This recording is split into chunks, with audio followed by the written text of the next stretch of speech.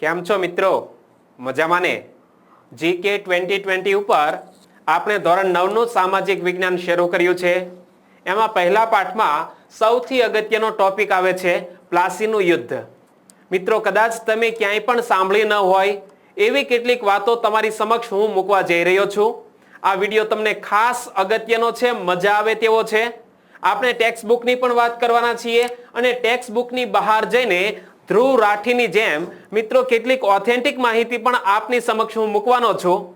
તો આ વિડીયો અંત સુધી નિહાળજો. અંતે તમે એક નીચે કમેન્ટ બોક્સમાં તમારો રિવ્યુ અચૂક આપશો. ઓકે, શરૂ કરીએ પ્લાસીનું યુદ્ધ.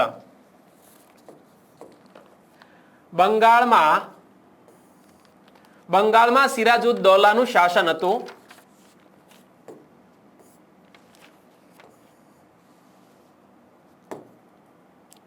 મિત્રો, બંગાળમાં સિરાજુદ્દૌલાનું શાસન હતું. તેના ઉતાવળિયા સ્વભાવના કારણે રાજ્યમાં તેના કેટલાક વિરોધીઓ ઊભા થયા હતા અને એ સમયમાં બ્રિટિશ ઈસ્ટ ઇન્ડિયા કંપનીએ નવાબની પરવાનગી લીધા વિના કોલકાતામાં રક્ષણના બહાને વ્યાપારી કોઠીની ફરતે કિલ્લેબંધી કરી હતી. પરંતુ મિત્રો, આ બાજુ થોડાક અક્ષર દબાય છે.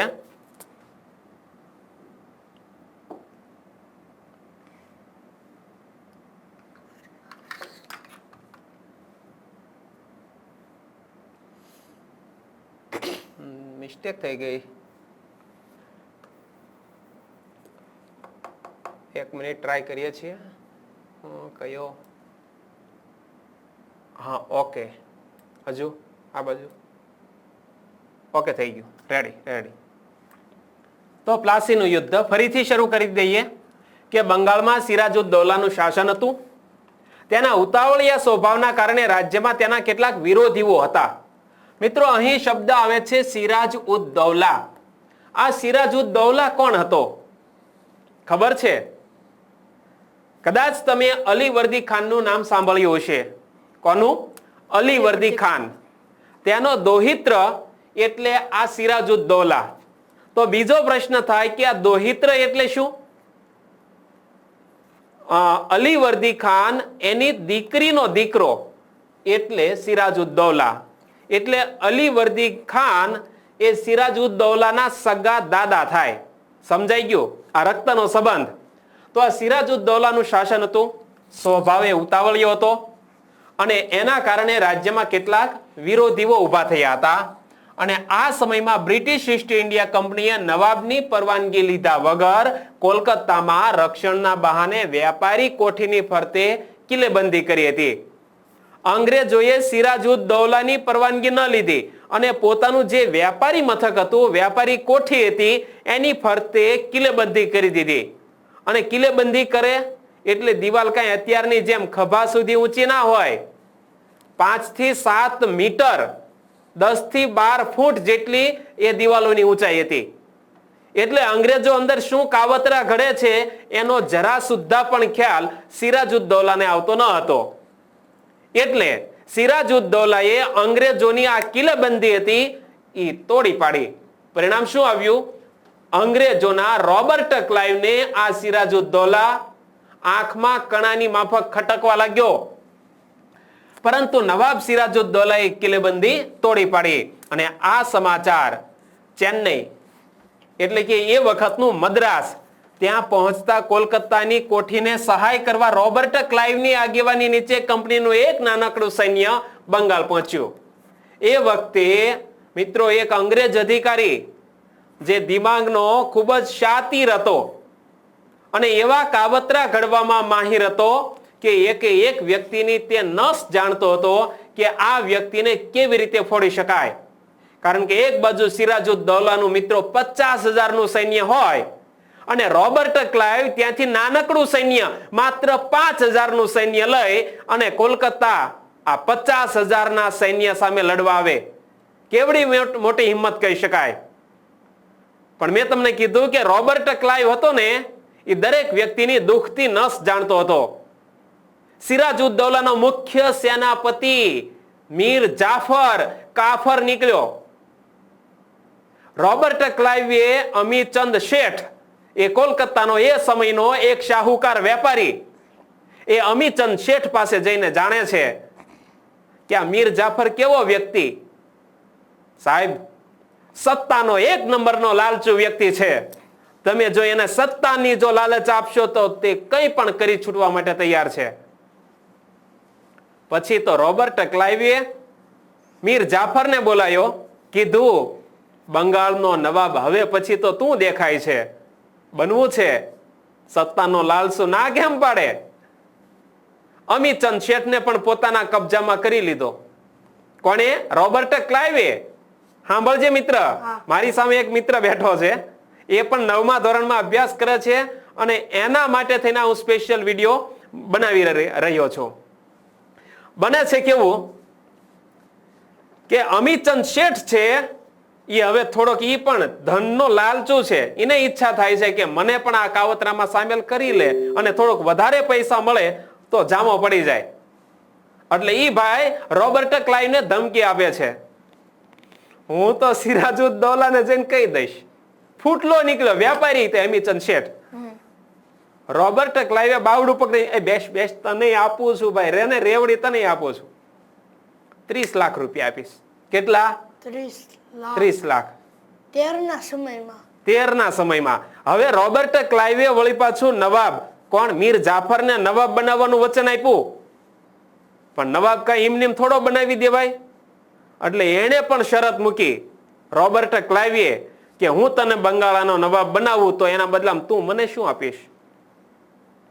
એ વખતે જગત શેઠ એ પણ એક એવો વ્યક્તિ કે આસપાસના તમામ વ્યક્તિઓ ઉપર નજર રાખે અને બાતમી અંગ્રેજોને આપે. તો આ પ્લાસીના યુદ્ધમાં જો સિરાજુદ્દૌલાને હરાવવામાં 3 વ્યક્તિઓ જવાબદાર હોય તો એ કયા કયા થયા? એક તો મુખ્ય સેનાપતિ મીર જાફર, બીજો અમીચંદ શેઠ, ઈ કોણ હતો? બંગાળનો મુખ્ય સાહુકાર, વેપારી, મોટો વેપારી. અને ત્રીજો જગત શેઠ, ઈ પણ બાતમી આપતો હતો. આટલી વાત ક્લિયર. અને મેં એ પણ વાત કરી કે આ સિરાજુદ્દૌલા કોણ હતો? અલી વર્દી ખાનની દીકરીનો દીકરો, એટલે દોહિત્ર હતો. રેડી? આટલું ક્લિયર થઈ ગયું? હવે આ કઈ રીતે યુદ્ધ જામે છે ઈ તમે જુઓ. આ તારીખ છે 23 જૂન 1757. આ યુદ્ધની તારીખ 23 જૂન 1757.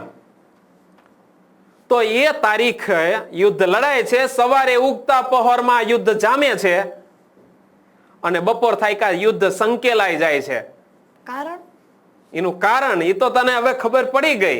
કારણ કે એક તો મુખ્ય સેનાપતિ સિરાજુદ્દૌલાનો હતો મીર જાફર. સૈન્ય લઈને પહોંચ્યો તો ખરો પણ લડ્યો નહીં, તટસ્થ રહ્યો. હવે સામે 50,000 સૈન્ય હતો, એનો મુખ્ય સેનાપતિ હવે લડવાનો આદેશ જ ન આપ્યો, આપણે સામે ભળી જવું છે, હુટ કરતા ઓલા 5,000 જે સૈનિકો હતા એની સામે. તોય થોડા ઘણા જાનમાલની ખુવારી થઈ. કેટલાક સૈનિકો હતા ને સિરાજુદ્દૌલાના, એ ફ્રેન્ચો હતા. અને આપણે આના પહેલાના લેક્ચરમાં જોયું કે કર્ણાટક વિગ્રહો થયા હતા. કોની વચ્ચે થયા હતા? ફ્રેન્ચો અને અંગ્રેજો વચ્ચે.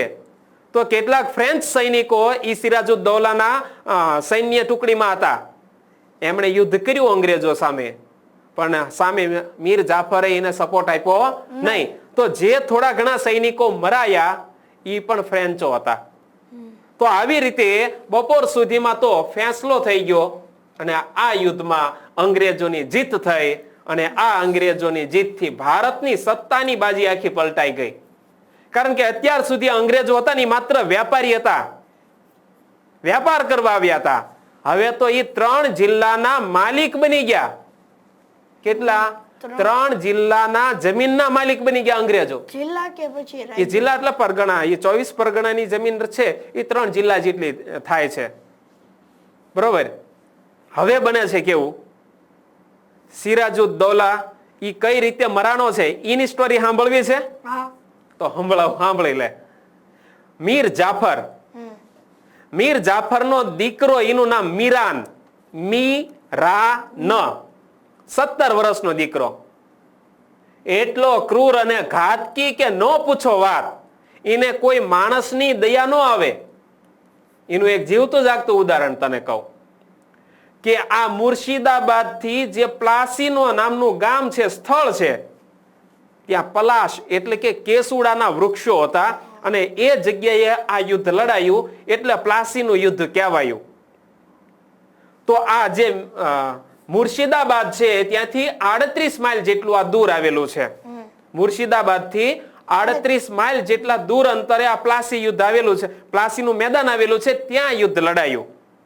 આ યુદ્ધમાંથી સિરાજુદ દૌલા છે એ તો ભાગી છૂટે છે અને પોતે વચ્ચે કંઈક વાર વેશ પલટો કરી સામાન્ય મજૂરના કપડા પહેરી અને પોતાના રાજ દરબારમાં કોલકાતા પહોંચે છે, હુગલી નદીના કિનારે પહોંચે છે અને પોતાની સાથે જે થોડા ઘણા વ્યક્તિઓ બચ્યા હોય છે એને ખીચડી રાંધીને ખવારે છે. એ વખતે એનો જમાઈ મીર જાફરનો જમાઈ મીર કાસિમ, એ મીર કાસિમ છે એને ખબર પડે છે કે સિરાજુદ દૌલા પોતાના આ મહેલ તરફ આવી રહ્યો છે. અને મીર કાસિમ અને મીર જાફર વચ્ચેનો રક્ત સંબંધ તો ખબર છે ને. મીર કાસિમ છે એ કોણ છે? મીર જાફરનો જમાઈ છે. ઈ કે સસરા ઓલો સિરાજુદ દૌલા અહીંયા આવ્યો છે. સૈન્ય ટુકડી લઈ અને મીર કાસિમ છે એ સિરાજુદ દૌલાને પકડી પાડે છે અને મીર જાફરને હવાલે કરે છે. મીર જાફર એને એક રાજ દરબાર ભરે છે. આ સિરાજુદ દૌલા કે સાથ ક્યાં સલુક કિયા જાય? 3 ઓપ્શન. આને આજીવન કેદ કરવામાં આવે, જેલમાં પૂરી રાખવામાં આવે, દેશની બહાર નિકાલ કરી અને ત્યાં જેલમાં પૂરવામાં આવે, અને ત્રીજી મોતની સજા આપવામાં આવે. હવે મિત્રો સાંભળજો, મીર જાફર હવે વિચારે છે કે આને શું કરવું. સાંજનો સમય થઈ ગયો છે, મોડી રાત થવા આવે છે,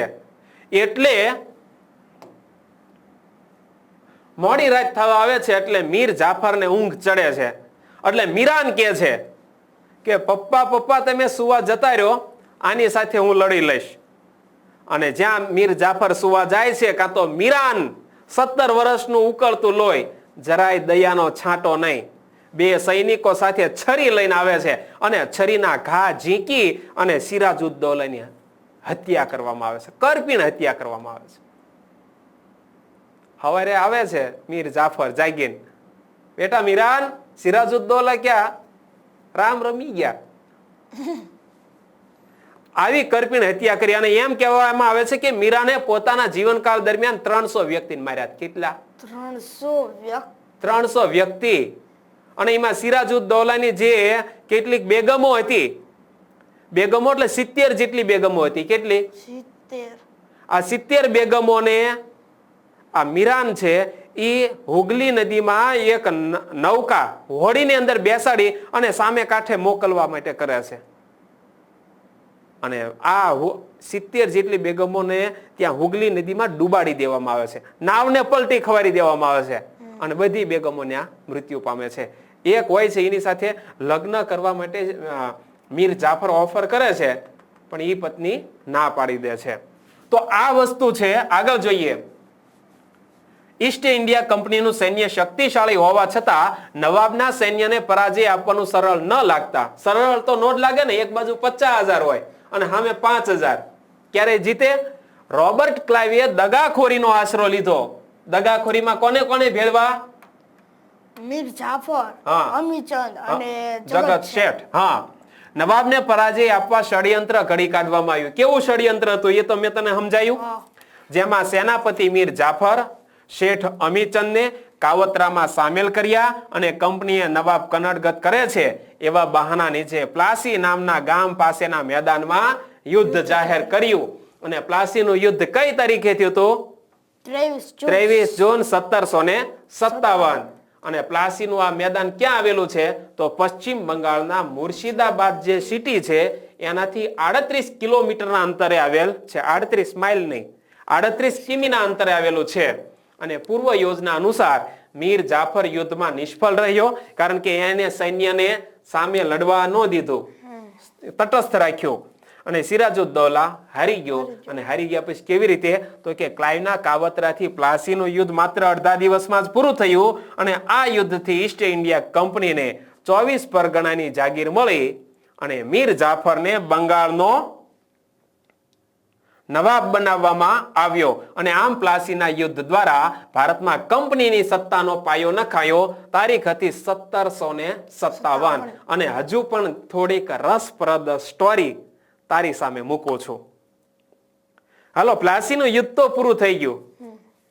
મીર જાફરને બંગાળાનો નવાબ બનાવવામાં આવ્યો. તો રોબર્ટ ક્લાઇવે શું કીધું ખબર છે? આ અમારો જીત નથી. આ પ્લાસીનું યુદ્ધ એ અંગ્રેજોની જીત નથી. મીર જાફર તારી જીત છે. કારણ કે મને એવું દેખાઈ રહ્યું છે કે હવે તું બંગાળાનો નવાબ બનીશ.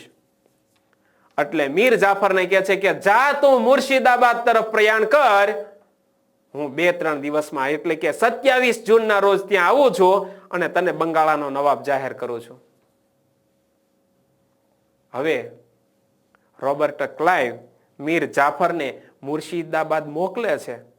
3 દિવસ સુધી ચાલે છે. કેટલું? 38 કિલોમીટરનું અંતર છે ને. તો રસ્તાની અંદર જે ઓલું યુદ્ધ થયું હતું ને, એમાં કેટલીક ભાંગી તૂટેલી તોપો, જે બંધ હાલતમાં પડી હોય તોપો, કેટલાક સૈનિકોના મૃતદેહો, ઘોડા અને હાથીઓની લાશો, આ બધું પ્લાસીના મેદાનમાં જોવે છે મીર જાફર. મુર્શિદાબાદ પહોંચે છે. મુર્શિદાબાદ પહોંચે છે 3 દિવસને અંતે. કાંઈ એને ખબર પડે છે કે અહીંયા તો ક્લાઇવને મારી નાખવા માટેનું કાવતરું ઘડવામાં આવ્યું છે. તો એ વખતે જગત શેઠ એ સમાચાર આપે છે રોબર્ટ ક્લાઇવને, યહાં આપ મત આइएगा, आपको मारने का प्लान बनाया गया है. રોબર્ટ ક્લાઇવ એને 27 તારીખે આવવાનું હતું. 27 જૂનના રોજ આવે છે. 29 જૂનના રોજ અને મુર્શિદાબાદમાં મીર જાફરને બંગાળાનો નવાબ જાહેર કરવામાં આવે છે. અને પછી કહે છે કે આપણી ડીલ પ્રમાણે પૈસા આપો. મીર જાફરે એ વખતે એને 5 કરોડ રૂપિયા આપ્યા હતા. 1757માં 5 કરોડ રૂપિયા આપ્યા હતા. તો આ રોબર્ટ ક્લાઇવે એમ કીધું કે આપણી ડીલ કરતા તે પૈસા ઓછા આપ્યા છે. ડીલ કરતા પૈસા ઓછા આપ્યા છે. તારે મને 2,34,000 પાઉન્ડની રકમ આપવાની હતી અને દર વર્ષે 27,000 પાઉન્ડ તારે મને વધારાના આપવાના હતા, દર વર્ષે આપવાના. અને જો મીર જાફર આ રીતે રોબર્ટ ક્લાઇવને જો પૂરા પૈસા આપે ને, તો એ વખતે યુરોપનો સૌથી ધનાઢ્ય વ્યક્તિ આ બનતો હતો. કોણ? Robert Clive. પણ એ વખતે એને 5 જ કરોડ રૂપિયા આપવામાં આવ્યા હતા. વિચાર કરો કેટલા દાવ પેચ રોબર્ટ ક્લાઇવ લડ્યો. અને વળી પાછા અમીચંદ શેઠને સામેલ તો કરી લીધો. એમાં જે ડીલ કરવામાં આવી એમાં 2 દસ્તાવેજ તૈયાર કરવામાં આવ્યા. 2 દસ્તાવેજ, 2 કોપી.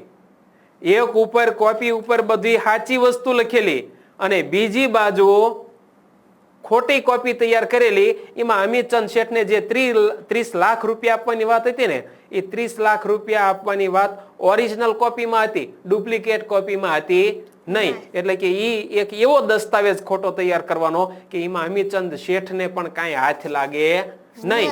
આવા ઘણા દાવ પેચ આ રોબર્ટ ક્લાઇવ લડેલો છે.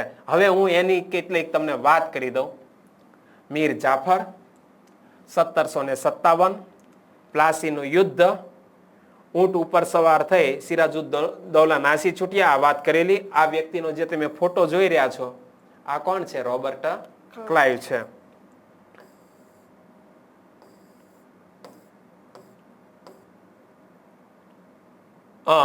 એમાં જે 29 જૂને શહેરમાં રોબર્ટ ક્લાઇવ દાખલ થાય છે અને પછી મીર જાફરને બંગાળાનો નવાબ બનાવવામાં આવે છે.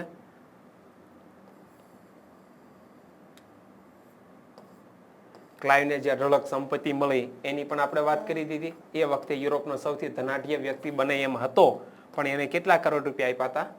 5 જ કરોડ રૂપિયા આપ્યા હતા. અને દર વર્ષે બીજા કેટલા દેવાના હતા? 27,000 પાઉન્ડની રકમ દેવાની હતી. અને એ પ્રમાણે જો પૈસા દીધા રાખ્યા હોત ને, તો યુરોપનો સૌથી ધનાઢ્ય વ્યક્તિ બની ગયો હોત. આ છે ઈ સિરાજુદ્દૌલા છે. આ મીર જાફરનો જમાઈ મીર કાસિમ કયો? સિરાજુદ્દૌલાને પકડી પાડ્યો અને પછી સસરાને હોંપી દીધો. અને તલવાર અને કટારના ઘા ઝીંકીને હત્યા કરી. કોણે કરી હતી હત્યા? મીરાને. અને મીરાન કોણ હતો? મીર જાફરનો 17 વર્ષનો દીકરો હતો. એને તલવારના અને છરીના ઘા ઝીકી અને એને મારી નાખ્યો હતો. અને વળી પાછું આ સિરાજુદ્દૌલાને મારી નાખ્યો ને પછી એનો મૃતદેહ એ હાથીની પીઠ ઉપર લાદી અને એ લાશને આખા મુર્શિદાબાદ શહેરની ગલીઓમાં ફેરવવામાં આવી હતી. કોઈ પણ વ્યક્તિ હવે પછી આવું કૃત્ય કરવાની હિંમત ન કરવો જોઈએ એવી લોકોમાં ધાક બેસાડવા માટે થઈ અને હાથીની પીઠ ઉપર સિરાજુદ્દૌલાની લાશ લાદી અને મુર્શિદાબાદ શહેરની ગલીઓમાં ફેરવવામાં આવી હતી. અને લુત્ફ ઉન નિસા આ કોણ? મીર જાફર સિરાજુદ્દૌલાની પત્ની લુત્ફ ઉન નિસાએ મીર જાફર સાથે લગ્ન કરવાનો ઇનકાર કરી દીધો હતો. અને મેં કીધું હતું કે 70 જેટલી નિર્દોષ બેગમોને હોડીમાં બેસાડી અને હુગલી નદીમાં વચ્ચે લઈ જઈ અને એને ડૂબાડી દેવામાં આવી હતી. અને મીર જાફરનું પણ પતન થાય છે એ મીર કાસિમની એ આગળ આપણે વાત કરવાના છીએ. કેમાં? જ્યારે બક્સરનું યુદ્ધ આવે તેમાં. અને આગળ મિત્રો એક ખૂબ સરસ મજાની વાત છે. મીર જાફરે બંગાળને એ વખતે બરબાદ કરી દીધું અને લુત્ફ ઉન નિસા જે રહી ને એને મીરાને 300 થી વધુ લોકોનો જીવ લીધો હતો. લુત્ફ ઉન નિસા એ કોણ? મીર જાફરની પત્ની, સિરાજુદ્દૌલાની પત્ની. તો સિરાજુદ્દૌલાની પત્નીએ જ્યારે મીર જાફર એમ કીધું કે તું મારી સાથે લગ્ન કર, એટલે એને એમ કીધું તું, બહુ સારું રૂપક આપ્યું છે, મળી જાય એટલે કહું એક જ મિનિટ. હો, લુત્ફ ઉન નિસા બહુ મસ્ત આપ્યું છે.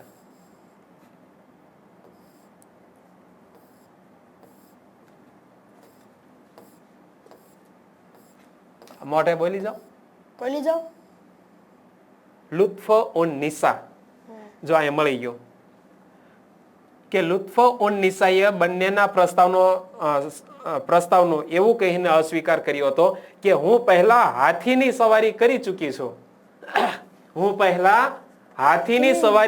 ચૂકી છું. એટલે હવે ગધેડાની સવારી નહીં કરું. હું પહેલા સિરાજુદ્દૌલાને વરી ચૂકી છું, હવે મીર જાફર સાથે લગ્ન નહીં કરું. એટલે કે હું પહેલા હાથીની સવારી કરી ચૂકી છું, હવે હું ગધેડાની સવારી નહીં કરું. તો આ હતું પ્લાસીનું યુદ્ધ. મજા આવી ગઈ? ઓકે, તો આ મિત્રોને એક રિક્વેસ્ટ કરી દઈએ કે વિડીયોને લાઈક કરી દેજો.